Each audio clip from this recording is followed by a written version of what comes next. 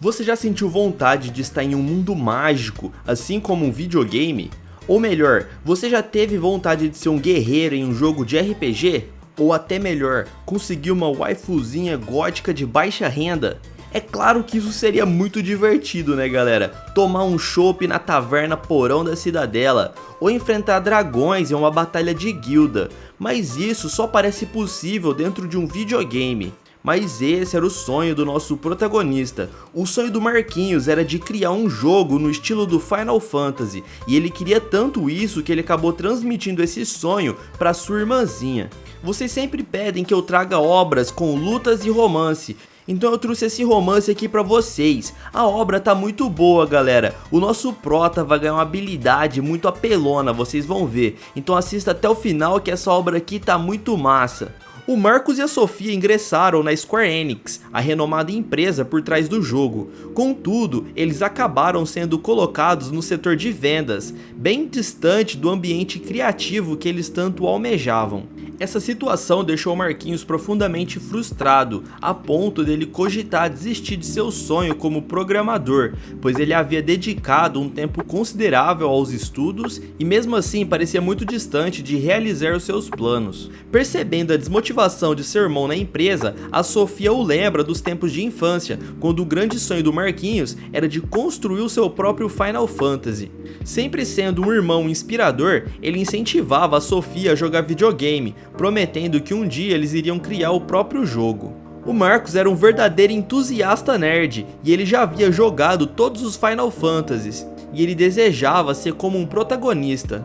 Mas agora ele estava desiludido dentro da empresa. A sua irmã instiga ele a não desistir, assegurando que conseguirão desenvolver o próprio jogo se eles persistirem. E ao retornarem para casa, ela recorda com determinação que ele nunca desistia. Mesmo quando ele morria no jogo, ele utilizava o feitiço de ressurreição e continuava a jogar. E enquanto encorajava o prota, ambos sofrem um acidente, sendo atropelados por um caminhão. O Marquinhos ouve alguém chamando o seu nome, e ao abrir os olhos, ele se depara com o Mowgli bem à sua frente, que era uma criatura de Final Fantasy. A sua perplexidade aumentava ao avistar pessoas peculiares. Diante de sua frente estava Sylvana, a guerreira, e o mago das trevas, Dalton. Apesar de Marquinhos supor que sejam cosplayers, a Lara, que era uma maga de luz, surge e cativa o prota com a sua beleza. Eu tenho certeza que se fosse você nesse mundo, provavelmente você também ia se encantar com essa loirinha. A Lara utiliza o seu feitiço de cura, envolvendo o Marquinhos em uma brisa bastante quente. A Lara tinha uma mania peculiar de curar todos os feridos. Ela não conseguia ver ninguém machucado sem correr lá para ajudar. E após realizar esse feitiço, ela persiste em perguntar se ele está bem, fazendo o coração do nosso prota aí quase saltar pela boca. Ali aconteceu uma paixão à primeira vista. O nosso herói aí fica completamente gamado nessa garota. E se vocês acham que essa obra enrola muito para incluir romance, aguardem até o final do vídeo, porque essa história tá muito boa. Após alguns segundos, a Lara desmaia no chão. Apesar da sua habilidade de cura ser bastante forte, ela utiliza muita mana, e isso acaba deixando ela esgotada. O Dalton questiona o motivo da presença do garoto e se ele está perdido. O Marquinhos não sabe muito bem o que aconteceu e concorda em ser levado para a vila junto deles. Ao sair da floresta, o nosso herói admira aquele mundo que se assemelha bastante com o universo de Final Fantasy. Chegando àquela vila no meio da floresta, ele reconhece diversas referências do jogo e descobre vários itens conhecidos e raças que se assemelham bastante com os jogos. O sem vergonha do Marquito até fica observando aí uma mulher gato e fica também apaixonado por elas, mas o Mago Negro alerta que o nome dessas raças não são as mesmas que o nosso herói está dizendo, mas ele não liga para isso e continua observando as novinhas, até que ele se lembra da sua irmã e começa a procurar por ela. Ao entrar na taberna, ele encontra a Sofia conversando naturalmente com as pessoas locais. Ele fica chocado ao ver que a sua irmã está bem e ela age na maior naturalidade. Ela tinha um poder de adaptação muito grande e já estava completamente adaptada nesse novo mundo, até fazendo amizade com o grupo que havia encontrado o prota. Ele fica bastante desanimado porque ele ainda estava tendo que processar tudo o que estava acontecendo, e enquanto isso a sua irmã já estava totalmente adaptada ali naquele mundo. Ele olha para um prato de comida em cima da mesa e um poder é ativado em seus olhos, e ele consegue ver todas as informações dos itens. Ele acha aquelas janelas bastante estranhas, pois realmente parecia um jogo de videogame, mas era muito mais real do que um sonho. Nessa hora a ficha dele finalmente cai e ele se lembra que tinha sido atropelado junto de sua irmã. Ele se pergunta se aquilo era um mundo paralelo ou se realmente havia reencarnado em um jogo de RPG junto da Sofia. Nesse instante a sua irmã já corta a cena perguntando se aquela galera era um grupo de aventureiros. O Dalton concorda dizendo que sim e explica que eles viajam realizando alguns serviços nesse mundo. E diversas outras pessoas também eram aventureiros. O Marquinhos já sabe no que sua irmã tá pensando e ela pede pra eles se eles poderiam ser os mestres tanto dela quanto do Marquinhos. O Prota diz pra ela não sair conversando com pessoas aleatórias. A Sofia diz que eles precisam agir logo e lembra do que o seu irmão falava quando eles eram pequenos e jogavam os jogos de videogame. Quando se não conhece muito bem o mundo, você precisa observar muito, pensar muito, pesquisar muito e explorar muito. Por isso, eles não podiam perder tempo e precisavam conhecer mais sobre esse novo mundo. Ela até cochicha em seu ouvido dizendo que eles tiveram sorte de parar em um mundo parecido com Final Fantasy. Além disso, o Marquinhos praticava arco e flecha no ginásio, sendo considerado um ótimo arqueiro. A Lara já comemora afirmando que precisavam realmente de um arqueiro, e o Dalton comenta que o grupo de 3 pessoas deles era muito pequeno e seria necessário aumentar. Porém a Silvana diz que não é muito boa essa ideia e se nega a aceitar os novatos ali no grupo. Assim, a Lara como líder insiste para que a Silvana aceite. Sem opções, a Silvana encara nos olhos brilhantes ali da Lara e declara que quem manda é ela, pois ela que é a líder. Mas ela deixa um aviso, caso eles cometam algum deslize, ela iria abandonar eles no alto das montanhas. O Marcos pede então um lápis e uma caneta, pois iria anotar todas as informações que eles adquirissem. Ele pretende criar um manual do jogo, assim como ele fazia quando era criança. Sua irmã fica bastante contente e começa a comemorar, pois agora eles estavam em um mundo igual ao que sonharam. O tempo passa e o Marcos vai registrando todas as informações que ele adquire. Os dois irmãos estavam avançando de nível e adquirindo diversas habilidades. Quanto mais eles descobriam sobre esse mundo, mais vasto ele parecia ser. Depois de vários meses triste no mundo real, agora ele estava bastante contente junto da sua irmã e aquilo parecia realmente um sonho. Eles se divertiam bastante enquanto ele anotava e desenhava os lugares por onde passavam. A Lara fica encantada com o desenho do Marcos, pois estava bastante bonito, e ele fica bastante sem graça porque ela tá gostando ali do desenho. Já havia passado um tempo que eles estavam juntos com aquele grupo e finalmente havia chegado a hora de se registrarem como aventureiros, pois eles ainda eram desempregados. Eles vão até uma taverna para se registrarem na guilda e começarem a pegar as missões. No entanto, uma pessoa do vilarejo entra desesperada na guilda, dizendo que uma criança foi brincar nas montanhas e ficou presa em uma área cercada por um dragão. Imediatamente eles vão até o local, pois era bem perto dali. E ao chegarem na ponte, a Sylvia diz que aquele dragão é muito poderoso e que já havia eliminado diversos aventureiros poderosos. A origem daquele dragão ainda era desconhecida, e os aventureiros da guilda chamavam ele de Dragão Branco das Trevas. Esse dragão era realmente perigoso, e ele era muito forte. O Prota sabe que precisavam tentar salvar aquela garota, mas isso colocaria todo o grupo em perigo. Após conversarem bastante, eles decidem voltar e pedir ajuda para aventureiros mais fortes, pois eles eram de nível iniciante e não teriam a menor chance de derrotar esse dragão.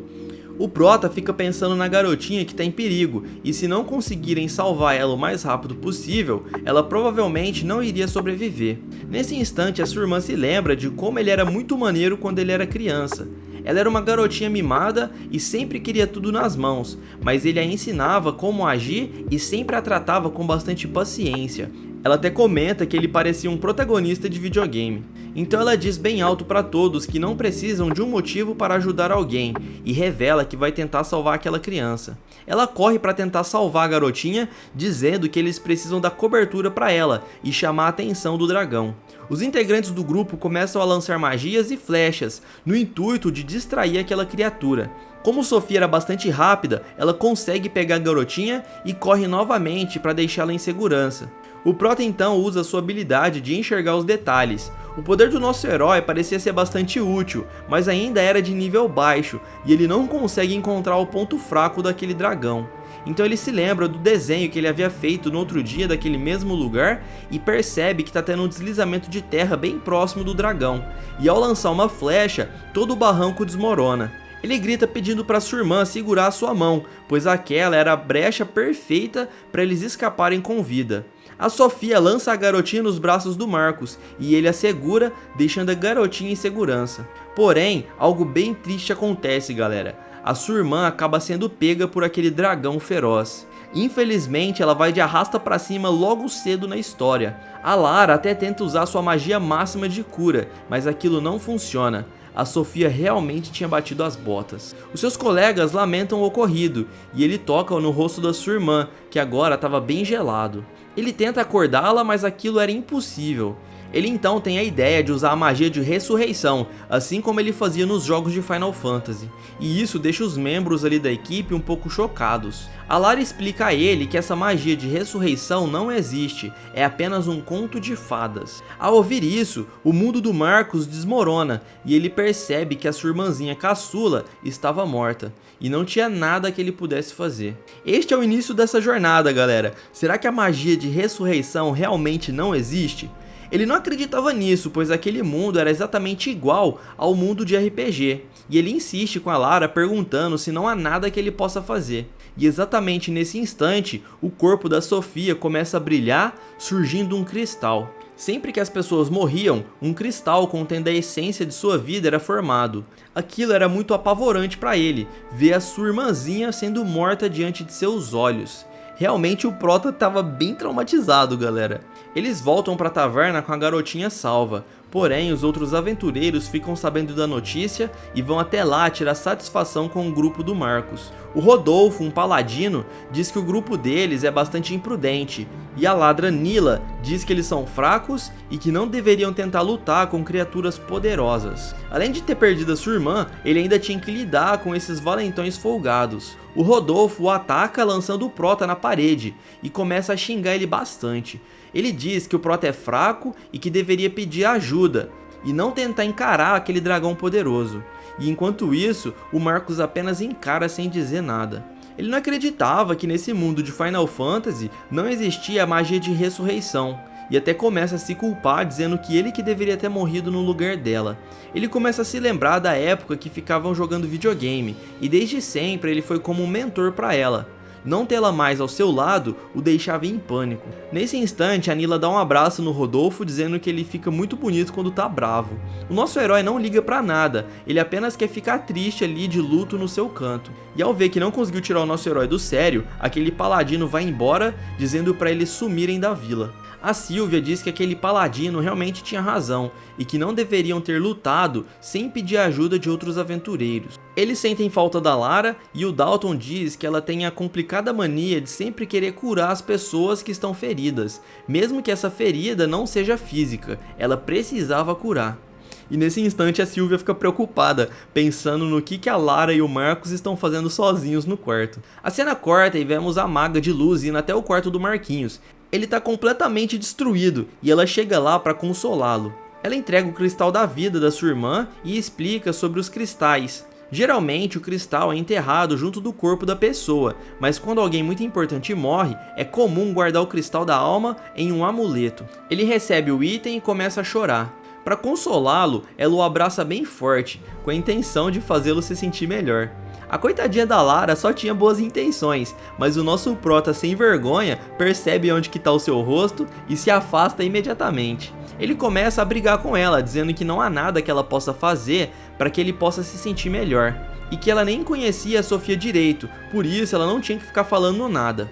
Nesse instante a Lara também começa a chorar, dizendo que elas eram muito amigas. E realmente, galera, elas haviam passado muitos meses juntas. E não era só o Marquinhos que estava sofrendo, todos ali estavam tristes. Ela fala que ele não pode desistir e que a Sofia desejaria que ele levasse uma vida feliz. Então ela pega em sua mão e pede para ele não desistir de forma alguma.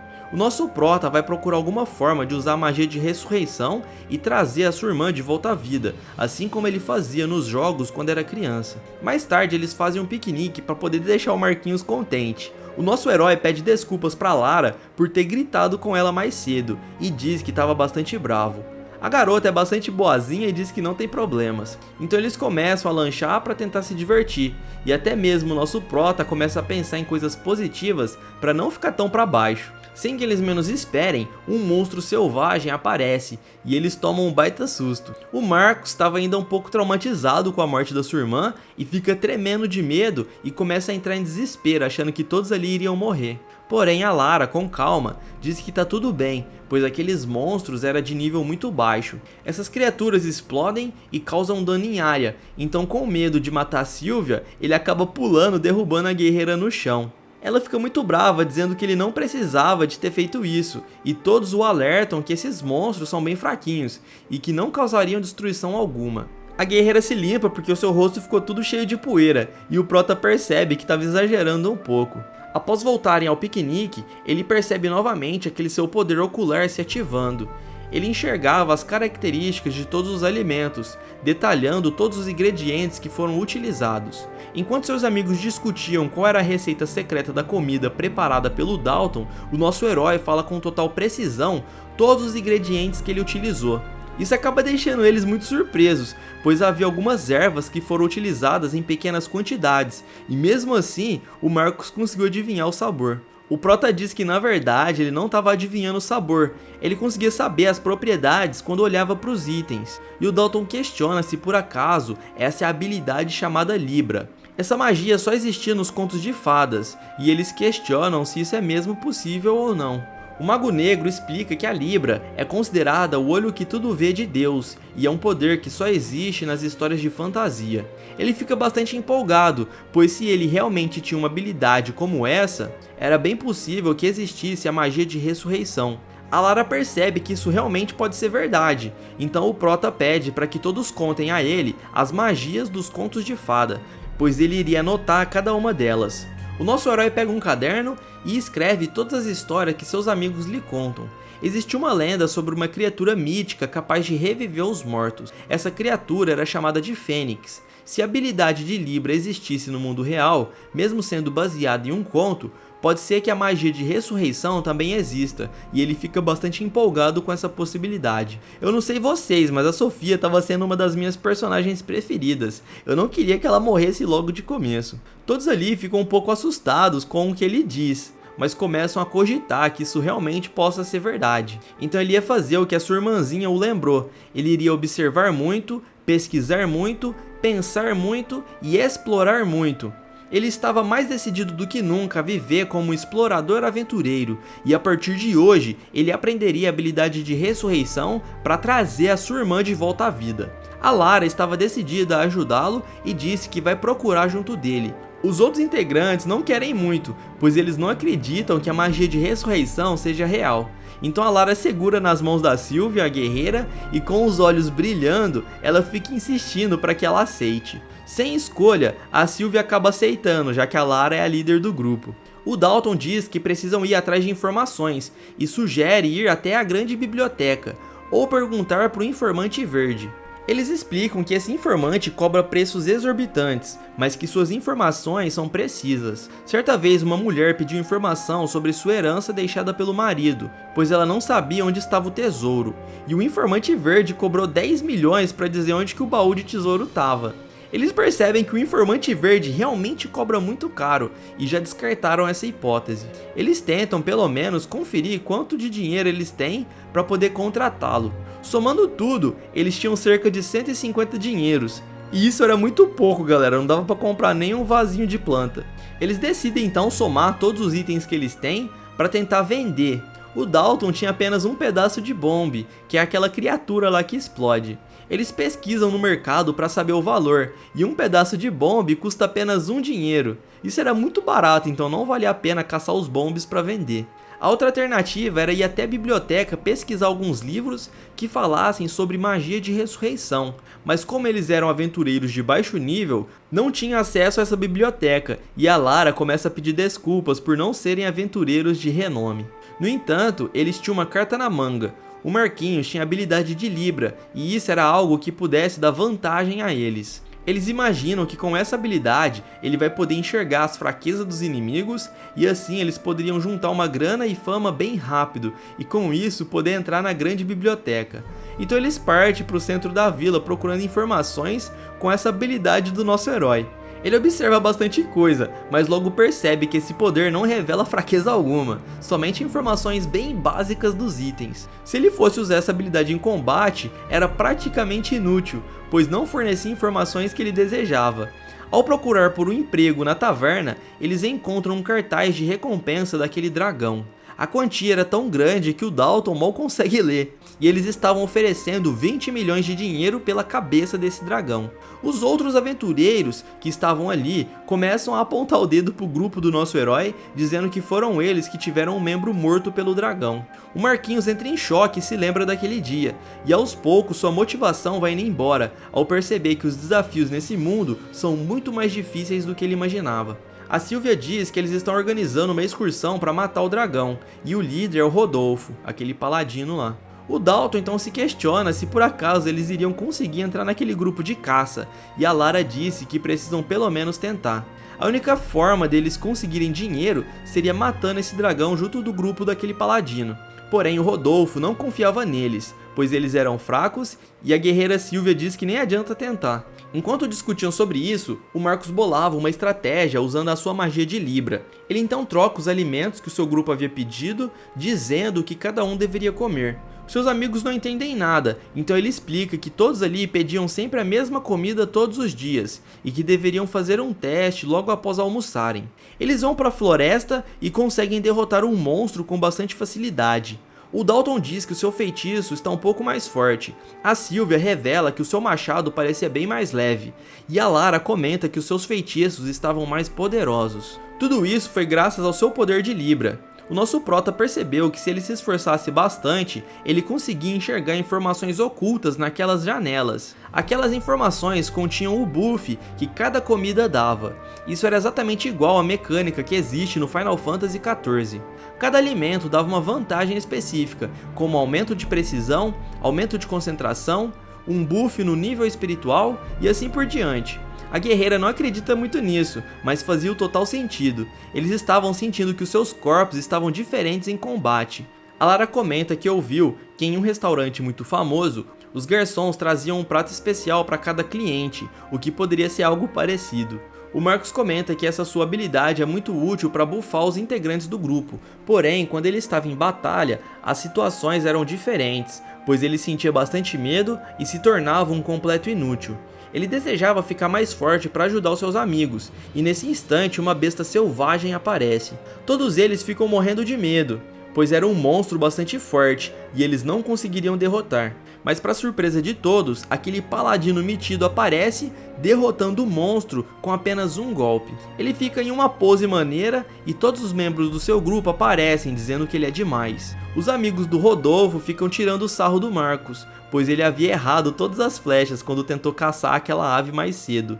Eles dizem que ele é um fracassado por não ter acertado uma flecha sequer. O nosso herói fica bastante triste, pois ele está sendo humilhado na frente de todos. O Rodolfo diz para os seus amigos pararem, pois o prota havia feito algo que merecia admiração. Dessa vez ele havia escolhido um oponente correto, pois o pássaro que ele escolheu caçar não representava risco algum e estava dentro da sua capacidade. Esse cara estava tentando humilhar o Marquinhos de todas as formas, e o bando dele sai dizendo que se por acaso conseguirem caçar um leopardo igual àquele, eles iriam chamá-los para as próximas caçadas. Ao ir embora, o Dalton diz que o Rodolfo realmente está pegando no pé do nosso herói, e a Lara diz para ele não ligar para o que os outros dizem. No fundo, o nosso herói fica bastante triste, pois ele sabia que ele era fraco, e o Rodolfo tinha razão. Esse paladino sequer olhou nos olhos do nosso herói, fazendo ele se sentir mais insignificante do que uma pedra. Para tentar animá-lo, a Lara diz que já caçaram um leopardo desse antes, usando a própria força deles, mas que foi bastante difícil e quase não deram conta. Nesse instante aparecem aquelas criaturas novamente. A Sylvia dá um golpe e acaba derrotando o Bomb com bastante facilidade. O Marcos se senta e fica bastante desanimado, dizendo que seus amigos são aventureiros de verdade, mas ele é um completo inútil. A Sylvia aponta o seu machado para o rosto do nosso herói, perguntando se ele não vai sair correndo que nem ontem quando ele viu um Bomb. Ele diz que não, pois ele agora descobriu que esses Bombs são bastante fracos. E a Sylvia revela que a evolução, mesmo que pareça insignificante, ela está acontecendo a cada dia. Ontem mesmo ele estava todo covarde fugindo e hoje ele já estava bem mais calmo. Todos começam a dizer que a Sylvie é boazinha, mesmo tendo uma aparência malvada, e a coitada fica toda sem graça. Ele percebe que estava se comparando com aventureiros experientes e poderosos, mas até algum tempo atrás ele era uma pessoa comum levando uma vida normal no Japão dos dias de hoje. Em vez de focar no que ele não podia fazer, ele deveria focar no que poderia fazer.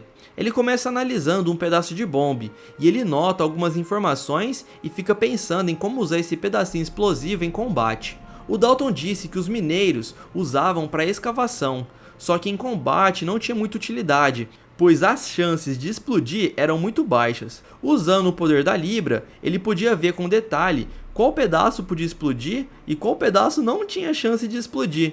E se olhasse com mais atenção, ele podia perceber também qual pedaço de bombe precisava de mais ou de menos impacto para causar a explosão.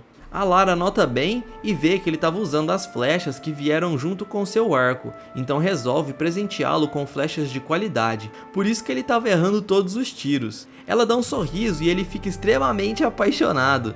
O nosso prota estava caidinho por ela, galera. Ele percebe que quem estava motivando ele esse tempo todo era a Sofia, mas agora que ela se foi, todos os seus companheiros estavam dando o melhor de si para poder apoiá-lo. Então ele fica emocionado e agradece a todos. Ao segurar as flechas em uma mão e o pedaço de bombe no outro, ele percebe uma notificação de combinação. Esse era um mundo parecido com o de Final Fantasy, mas não era um jogo. Aquele era um mundo real, por isso ele podia combinar os itens que quisesse, e ele acaba tendo uma ótima ideia. Eles decidem seguir um leopardo até uma fazenda. A fera estava devorando os pássaros, e eles ficam de longe observando e esperando a hora certa para atacar. Ele mira a cerca de 30 metros de distância. O alvo estava parado, igual quando ele treinava arco e flecha no ginásio. Ele esperava que o pedaço de bombe pudesse explodir ao penetrar a pele do monstro. Se isso funcionasse, seria um ataque poderoso. O nosso herói atira e realmente explode, derrotando o monstro. A magia de Libra e de combinar seriam suas principais armas, e realmente era uma habilidade apelona, galera. Imaginem quantas possibilidades não surgem ao utilizar essas duas magias. E ao voltar para a taverna, os aventureiros estão organizando a caçada ao dragão. O nosso herói chega com seu grupo e joga na mesa os itens retirados do leopardo. O grupo do Rodolfo havia dito que se por acaso eles conseguissem caçar aquele leopardo, eles iriam chamá-los para uma caçada ao dragão. O nosso herói lembra disso e pergunta se eles também podem participar dessa missão, já que matar aquele monstro lendário tinha um valor sentimental para ele. O Rodolfo diz que tudo bem e pergunta qual que é o nome dos integrantes do seu grupo. Nem o Prota estava acreditando e as pessoas em volta dizem para não chamar esse bando de amadores fracassados. O Rodolfo aceitaria levá-los sob 3 condições. A primeira é que deveriam seguir todas as suas ordens. A segunda é que não deveriam agir por conta própria. E a terceira é que eles não deveriam morrer. Tudo isso porque ele não queria se arrepender de permitir a participação dos novatos. O nosso herói diz com convicção de que não vai permitir que ninguém do seu grupo morra, e todos eles parecem bastante motivados. Então o Rodolfo diz que irão partir amanhã bem cedo e que precisam se preparar adequadamente para subir a montanha de gelo. Um senhorzinho que estava ali fica insistindo pro Prota não fazer isso, pois aquele dragão era muito poderoso e eles tinham a menor chance de derrotá-lo. O Prota fica pensativo sobre isso, mas ele decide que precisa vingar sua irmã, então eles partem. Esse dragão, galera, ele era chamado de o Senhor da Montanha, e ele era extremamente poderoso. Diversos aventureiros já tentaram batalhar com ele, porém nem mesmo os guerreiros mais fortes conseguiram causar um dano considerável nesse lendário dragão. Por isso o grupo do Rodolfo não tinha chance alguma de vencer, mas mesmo assim eles iriam caminhar até lá para uma batalha lendária. Se vocês querem ver o desfecho dessa batalha, continue assistindo aí que o melhor eu deixei pro final. Eles então seguem um caminho pro topo da montanha. O lugar é muito frio e o terreno era de difícil acesso, por isso o nosso herói acaba escorregando, prestes a cair do desfiladeiro. Porém o Rodolfo acaba salvando ele, puxando de volta para a trilha. Ele adverte o Marcos dizendo que se por acaso ele for fraco e não conseguir acompanhar o grupo, seria melhor que ele retornasse, pois só iria atrapalhar na missão. O Prota sabia que ele realmente era muito fraco, mas ele era muito teimoso e se nega a desistir. Ele se lembra da música que a sua irmã cantava quando ele finalizava um jogo. Ela sempre cantava essa música, e isso acabou virando um ritual. Sempre que ele zerava um Final Fantasy, ela cantava essa música de encerramento. Ele se lembra da sua irmã e promete que vai vingá-la. O Paladino diz que o Marcus é muito teimoso e que não importa o que aconteça, ele que é o líder, portanto, se a batalha ficar crítica e ele ordenar que o Marcus deva sair, o Marcus deveria obedecer. Logo após isso, ele ordena que todos descansem. Os membros do seu grupo reclamam, dizendo que eles estão descansando várias vezes durante o dia, e outros membros ficam tirando sarro, dizendo que é porque vieram novatos junto com eles. O Prota usa o seu poder de Libra para escolher os melhores alimentos para os seus amigos, e após recuperarem a energia, eles partem novamente para a viagem. Está nevando bastante, e o Marcus percebe que a tocha do Dalton não havia se apagado. Ele explica que essa tocha é especial e ela não se apaga mesmo debaixo de chuva e de neve forte. Quando estão prestes a chegar em uma área mais perigosa, o nosso herói começa a sentir medo. Ele sabe que está fazendo isso por teimosia e que, na verdade, seria melhor ele deixar os aventureiros de verdade fazer uma missão como essa. E novamente acontece dele escorregar, porém quando ele está quase caindo, um homem o salva. Ele acha que vai ser repreendido novamente por esse rapaz, mas ele acaba reconhecendo Marcus como o garoto que perdeu a irmã pro dragão. Nosso herói acha que esse cara vai ficar zombando da sua situação, e esse homem diz que na verdade eles são bem parecidos. Ele também tinha perdido um familiar para esse mesmo dragão, e segurando uma tocha, ele conta que também deseja se vingar, e mesmo não sendo forte, ele decidiu acompanhar os aventureiros. Nesse exato momento, aquele dragão lendário aparece e acaba devorando parte desse rapaz na frente do Marcus. Vocês vão ver que essa obra aqui é bastante pesada e os personagens nem sempre têm o melhor destino. O Rodolfo ordena que todos ataquem o dragão de uma única vez. Com isso, os aventureiros partem para cima, lançando as suas magias e ataques, mas o nosso herói fica paralisado sem conseguir fazer nada. A Nila menciona que não vai ser simples e que os ataques não estão surtindo efeito, já que o corpo do dragão era bastante resistente. O Rodolfo percebe que uma nevasca está se aproximando e que precisam acabar com a batalha o mais rápido possível, pois as escamas do dragão eram resistentes e nenhum ataque estava surtindo um real efeito. Mas o nosso Prota tinha uma carta na manga, ele havia revestido a sua flecha com uma pele de bombe. O Rodolfo ordena para o Marcus não atirar, pois isso iria chamar a atenção do dragão e iria colocá-lo em perigo. Porém, o nosso Prota é muito teimoso e acaba atirando uma flecha. Surpreendentemente, aquilo tem um efeito, e a explosão é bem grande, fazendo o dragão dar um grito de dor. Eles não sabem muito bem o que aconteceu, pois nunca tinham visto uma flecha igual àquela. Na verdade, as armas até poderiam ser imbuídas com feitiços de fogo, mas aquilo era bem diferente. Era como se a flecha tivesse explodido somente depois de ter penetrado a pele do dragão. O nosso herói prepara novamente outra flecha, e aquela era uma combinação perfeita, pois ele havia escolhido os melhores pedaços de bombe, os que só explodiam após perfurar o alvo. O seu grupo fica surpreso, pois realmente havia funcionado, e o Prota agradece a essa magia que ele tem, pois sem isso, ele não conseguiria usar itens de baixa qualidade com uma eficiência tão grande. Ele continua disparando as flechas e parece que realmente está surtindo efeito, e o dragão está sentindo muita dor. Apesar da sua pele ser bastante resistente, um pequeno furo causado pela flecha seria suficiente para explodir e danificar o seu corpo. A Lara começa a motivar pedindo para o nosso herói não parar, e ele continua incessantemente lançando diversas flechas, prometendo que vai vingar a morte da sua irmãzinha. No entanto, o dragão é bastante rápido e avança em direção ao nosso herói. Um aventureiro, na tentativa de defender o Marquinhos, acaba sendo congelado instantaneamente. O golpe do dragão é aterrorizante, não deixando chances de contra-ataque. O Rodolfo ordena que todos ataquem de uma única vez, e os magos deveriam atacar pelos flancos, enquanto os guerreiros atacassem por cima, para não dar chance do dragão fugir. Essa parecia realmente ser uma boa ideia, mas o nosso herói já havia sacado tudo. Aquele dragão era exatamente o mesmo chefe do final de Final Fantasy IV. Após descobrir o segredo do dragão, ele grita pro Rodolfo não atacar o monstro, mas já era tarde demais e todos partem para cima.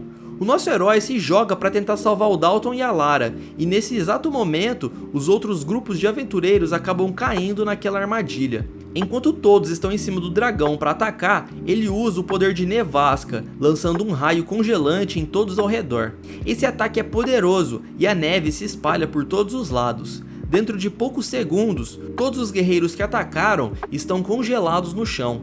Eles não podiam acreditar que uma criatura tão poderosa como essa realmente pudesse existir. E a simples presença do dragão já causava uma pressão de mana exorbitante. O Rodolfo ainda estava vivo, e a Nila grita para ele não se mexer, pois iria chamar a atenção do dragão. Na verdade, eles estão em uma situação muito difícil, pois os guerreiros realmente fortes estavam caídos no chão. No desespero, o Rodolfo ordena que todos fujam e deixem eles para trás. Seria melhor que alguns pudessem sobreviver do que todos morrerem ali naquela montanha. Ele ressalta que é o líder, portanto todos deveriam obedecê-lo. A Sylvia diz que é melhor escutar o Rodolfo, pois não tinham chances deles conseguir derrotar aquele dragão sozinhos. A Lara e o nosso herói ficam com receio de obedecer, e ao ver todas aquelas pessoas congeladas, a Nila começa a chorar, pedindo para que salvem o seu líder. O Marquinhos se lembra de Sofia, que dizia que não precisavam de motivo para ajudar alguém. Isso acaba motivando o nosso herói, e ele rapidamente elabora uma estratégia em sua mente, afirmando com convicção de que não vai fugir. Ele usa o seu poder de Libra para analisar todo o local e rapidamente começa a colocar em prática toda a estratégia que ele havia pensado. Ele pega o escudo daquele homem que havia perdido o braço e diz que às vezes é melhor usar estratégia do que força bruta. Não sei vocês, galera, mas eu gosto muito de personagens assim. Mesmo não sendo tão fortes, eles usam a inteligência em combate. Continue assistindo para vocês verem como que o Marquinhos é estrategista.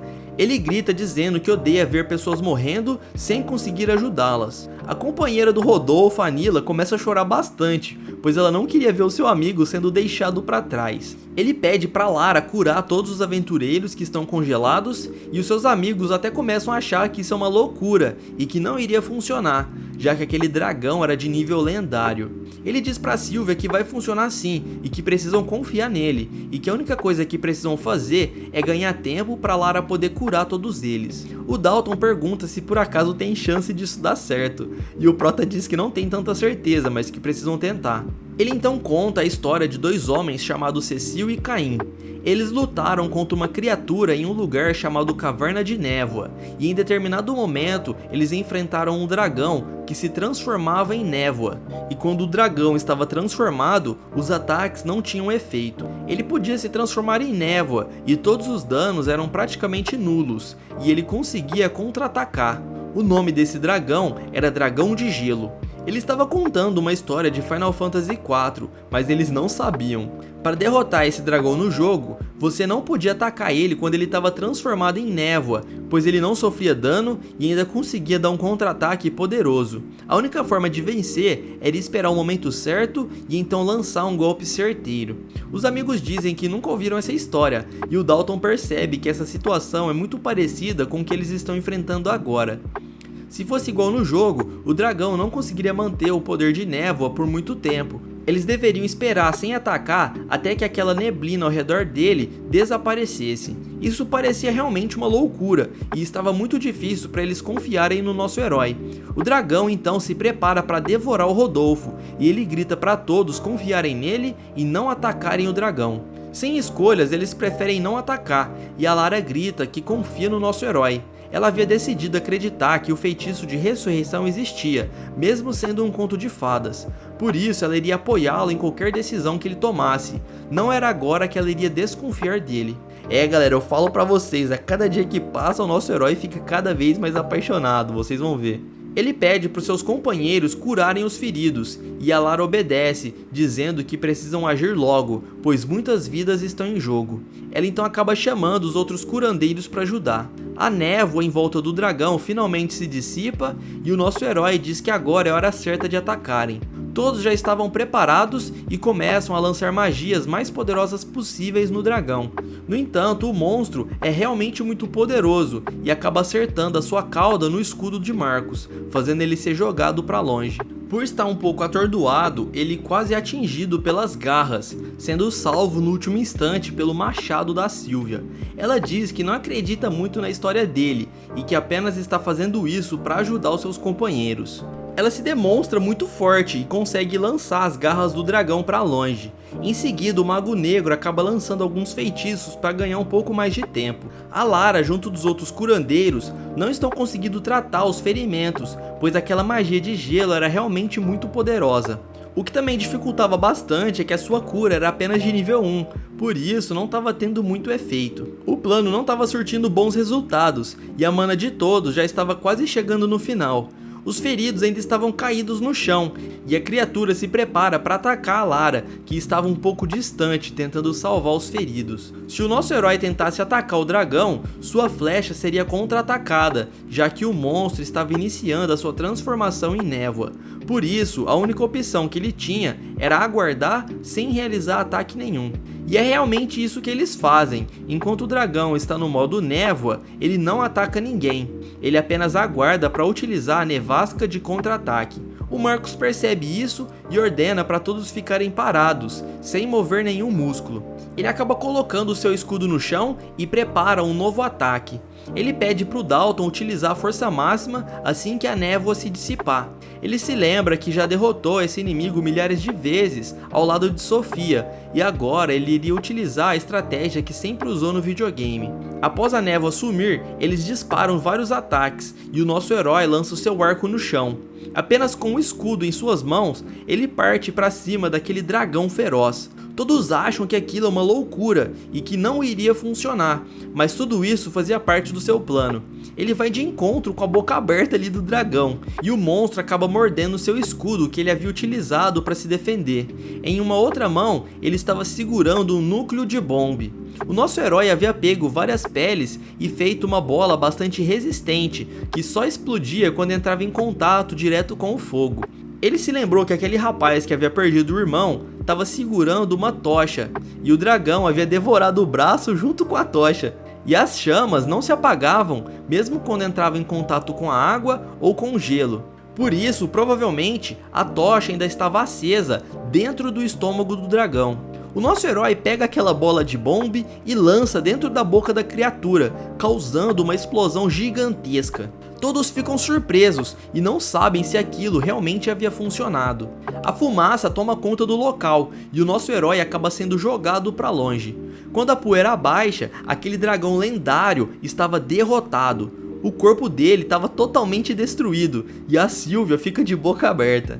Aquele grupo de aventureiros inexperientes haviam conseguido derrotar o dragão lendário que estava causando terror nas redondezas durante centenas de anos. A Lara sai correndo para curar o Marcos, pois ela achou que ele tinha ficado bastante ferido, mas o nosso herói estava bem, galera.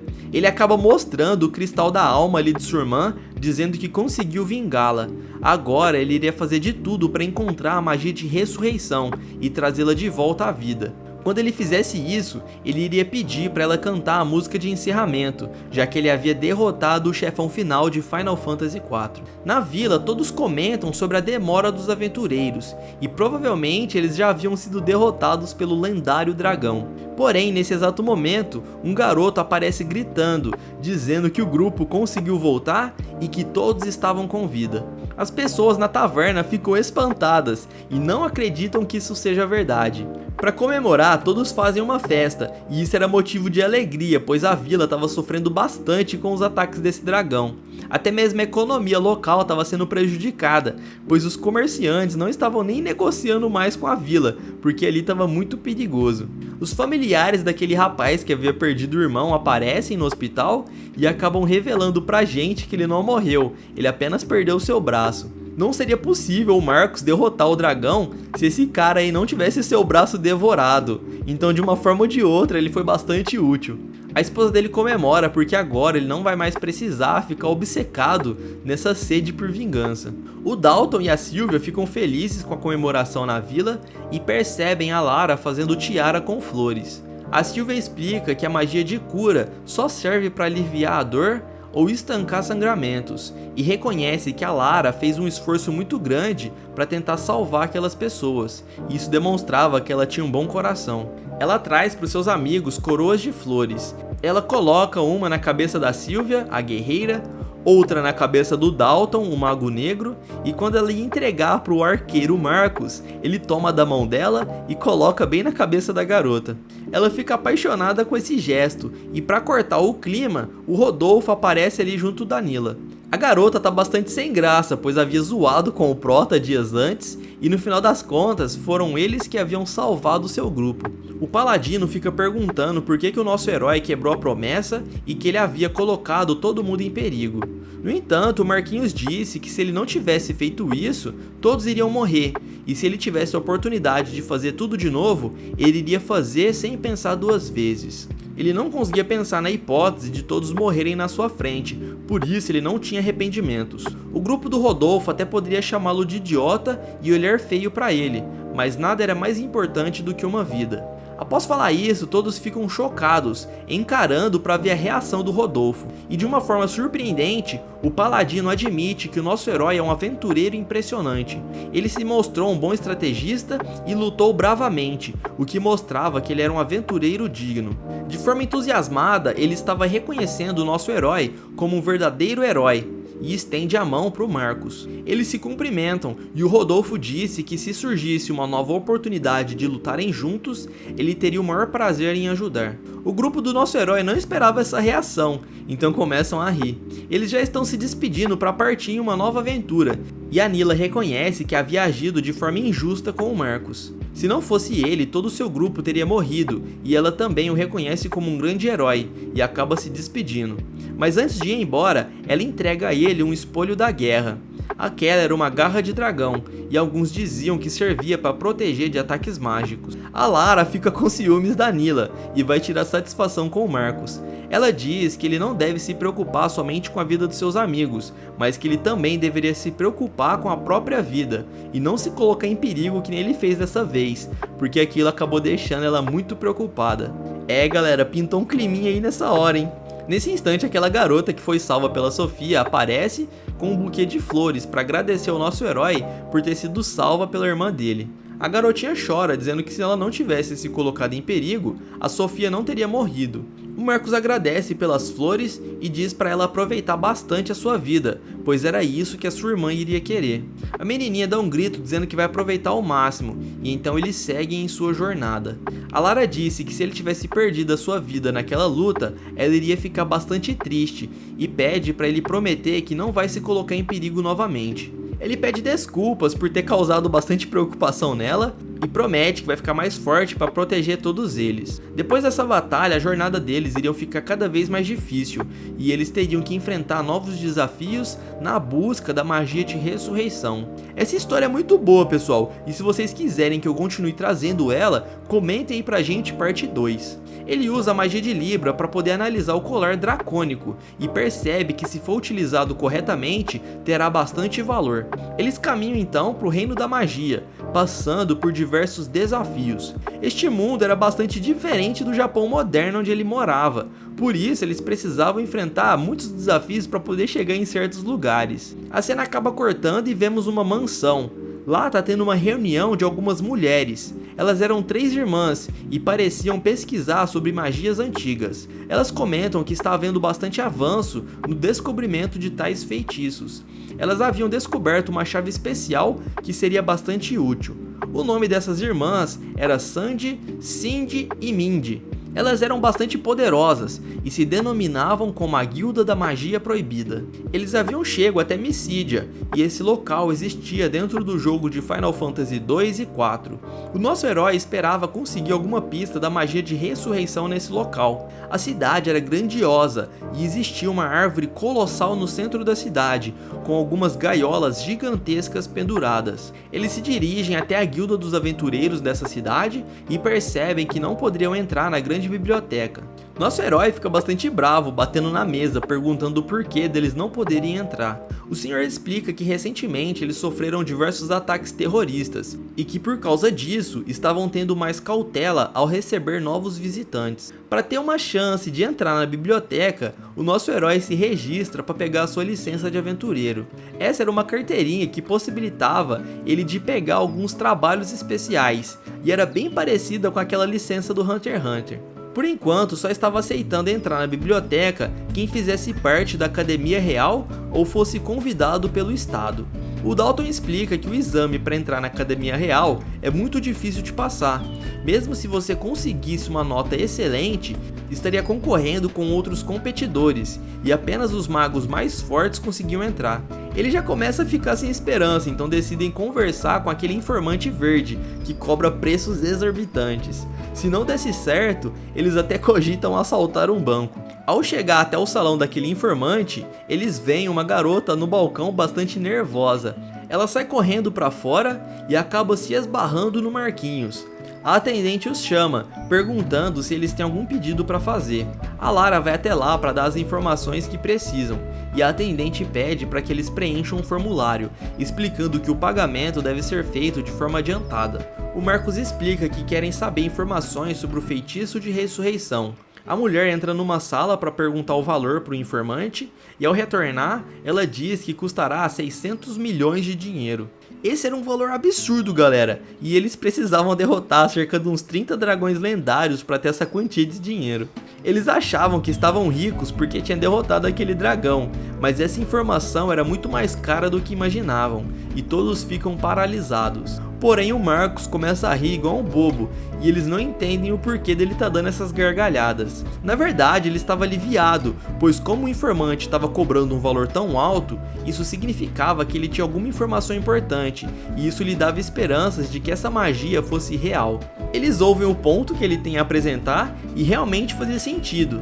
Eles decidem ir almoçar, e aquela garotinha que saiu correndo estava lá no comércio junto com eles almoçando. Ela fica xingando o estabelecimento dizendo que eles não valem nada. O nome dessa garota é Sarah, e eles ficam curiosos para saber que tipo de informação que ela tinha perdido lá pro informante verde. Ela explica que havia perdido um gatinho, e mesmo passando dias e dias procurando pelo bichinho, ela não tinha encontrado ele. E ao perguntar ao informante sobre informações sobre o gato, eles pediram algo absurdo a ela. Eles haviam pedido informações da garota das quais eu não posso falar aqui no vídeo, mas para vocês entenderem, o informante tinha interesses na garota, por isso o atendente precisava saber de informações um pouco estranhas sobre ela. Ao ouvirem essas exigências do informante, todos ali ficam perplexos. A Sarah pergunta o que o grupo ali do nosso herói queria saber, e eles explicam que estão procurando algo que tem lá na biblioteca, mas como eles não conseguiam entrar, eles recorreram ao informante verde. A garota então pensa em uma proposta e pergunta se eles aceitariam fazer negócio com ela. Se eles acharem o seu gato, ela daria uma mãozinha para eles conseguirem entrar na biblioteca, assim não precisariam pagar dinheiro nenhum para aquele verme asqueroso.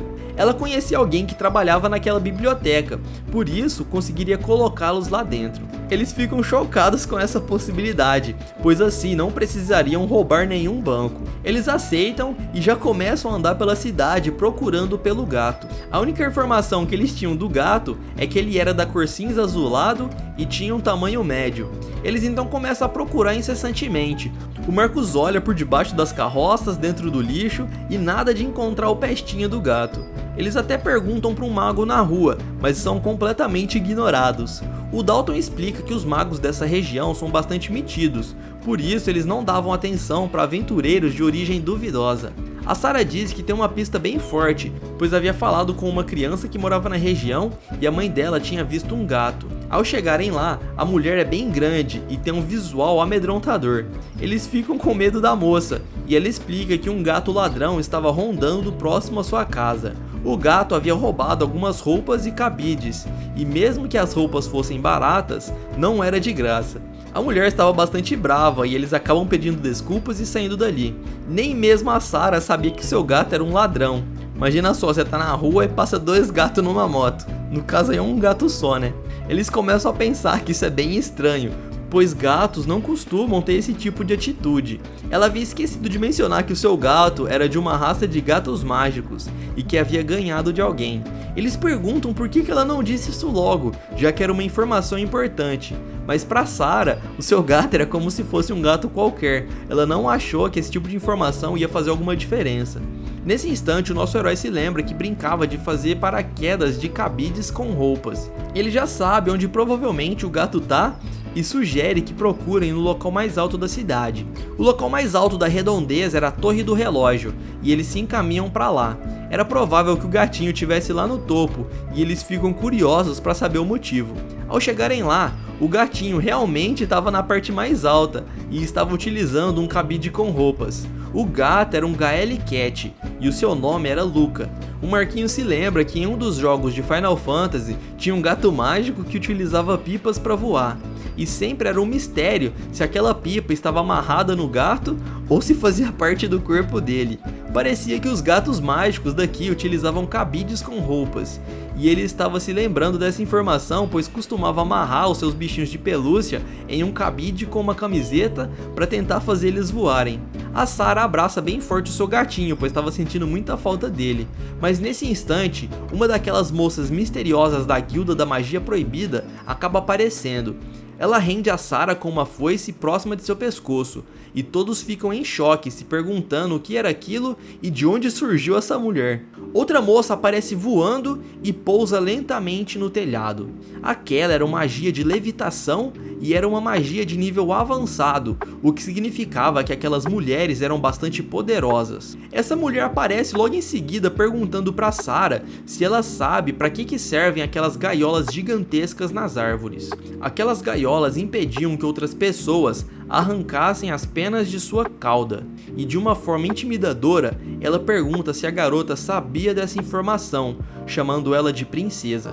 Todos ficam surpresos pela Sarah ter sido chamada de princesa, pois eles não sabiam dessa informação, e a garota, com um olhar bastante determinado, fica encarando essa mulher. Essa era a primeira vez que elas se encontravam, e o nosso herói percebe que eles estão em uma posição bastante crítica. De cima daquela torre, eles não podiam pedir ajuda para ninguém, e lutar com elas estava fora de cogitação, já que elas eram de um nível muito forte, elas eram elite de classe arquimago. A Sarah diz que ela não é princesa coisa alguma, e que é apenas uma garota pobre da cidade, mas essa mulher misteriosa diz que ela é princesa sim, e que ela faz parte da classe real, pois ela tem cabelos loiros e olhos azuis da linhagem do rei de Missídia. Fora que ela tinha uma força mágica bem peculiar. Elas começam a ameaçar a garota, e a Sarah liga os pontos e descobre que elas são as terroristas que têm causado bastante trabalho na cidade. As duas tinham armas lendárias. A Sandy tinha uma foice de rosas, e a Cindy tinha um cajado mágico em forma de lança. Todas essas informações indicavam que elas eram sim aquele grupo de criminosas. A Cindy diz que criminosas soava um pouco mal, mas que ficam felizes por terem sido notadas. A Sarah fica furiosa dizendo que elas têm causado muita tristeza nos cidadãos. Elas pressionam bastante a lâmina no pescoço da Sarah, que acaba até fazendo um machucado, então a Sylvia parte para cima para lutar com elas. A Cindy ordena que a sua irmã pare o ataque, e de forma veloz, ela teletransporta para bloquear o ataque da guerreira. Ela lança uma magia e faz a guerreira ficar paralisada, e os seus companheiros sabem que não podem lutar com elas, pois elas eram muito poderosas. A Sandy revela que querem revolucionar o mundo e transformar tudo em um local muito mais lindo e belo, e farão isso com o poder da Guilda da Magia Proibida. Eles nunca tinham ouvido falar disso, e quando ouvem magia proibida, eles já sabem que não é boa coisa.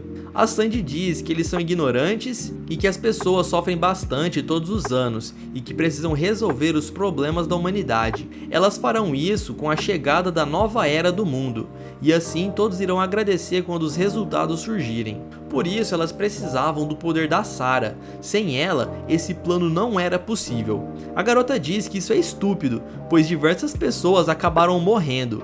Em resposta, a Cindy diz que isso é um sacrifício pela justiça e que seria uma honra para elas poderem dar a sua vida em prol de um bem maior. O nosso herói já percebe que essas mulheres aí são loucas da cachola e começa a usar sua magia de Libra para poder identificar algum ponto fraco. Ele percebe que as duas são irmãs e se lembra de alguma história parecida. Vocês lembram que o Marquinhos jogava muito Final Fantasy, né? E ele escrevia até mesmo seus próprios guias. Pois é, galera, isso estava sendo bastante útil, pois ele se lembrou de umas personagens de Final Fantasy. Ele sabia que não podia lutar com elas, mas tinha algo que ele podia fazer. A Cindy se prepara para fugir levando a Sarah, pois necessitavam do poder secreto dela. Porém, o nosso herói grita para elas esperarem e aponta seu arco e flecha para elas. Ele acaba tirando uma flecha apenas para testar, E como previsto, ela consegue bloquear utilizando um poder de gelo. Com isso, tudo fazia sentido, ele sabia com quem estava lidando. A Sandy pergunta como ele ousa atacar a sua irmã e se prepara para finalizar o nosso herói. Então ele pergunta onde que tá a outra garota e até menciona o nome dela, dizendo que o nome da irmã das garotas se chama Mindy. Elas ficam um pouco assustadas ao ouvirem isso e se perguntam como que ele sabe dessa informação. Ele então começa a correr para cima da Cindy e ela se prepara para atacar o garoto, porém ele passa reto, ignorando a mulher, e grita para Sarah não soltar o gatinho Luca. Então o nosso herói acaba empurrando a garota de cima do prédio. Aquilo parece uma atitude bastante imprudente e todos ficam assustados, se perguntando o que ele tá fazendo. A Sylvie até grita perguntando o que há de errado com o nosso herói e se ele tá louco, mas o Prota confiava no poder do Gael Cat. E como planejado, o gatinho podia usar o poder de levitação, fazendo a Sarah cair lentamente em cima de uma barraca de um feirante.